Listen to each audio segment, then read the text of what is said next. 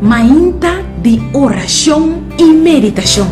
Pone Dios na primer lugar. Junto con Shornison Martina.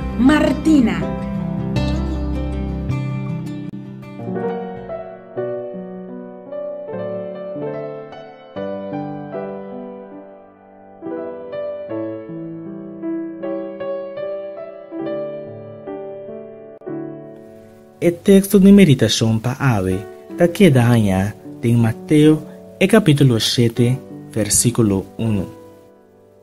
Não juzga, para você não guarda juzgar.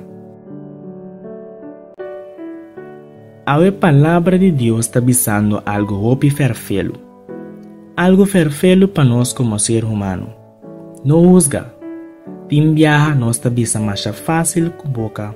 Não juzga outro. Pero toch de prática nós está clapa juzga e pique falta tem outro não. Nós tem tendência de pensar que nós está melhor que outro não. Pero para bom no riba essa aqui. É mesmo falta que o outro tem, ame e abo tem mesmo coisa. Nós tur a peca e da falta e glória de Deus. Tur lo que bota crítica de outro não, bota hanya ng tempo mes. Asinata, nos turta mes kos. No huzga, pabonawardo huzga. Pasombra final de tur cuenta ta, que nos turta mes pecador, y nos turting mester de gracia salvador y perdonador de Cristo Jesús. Naga nos reza.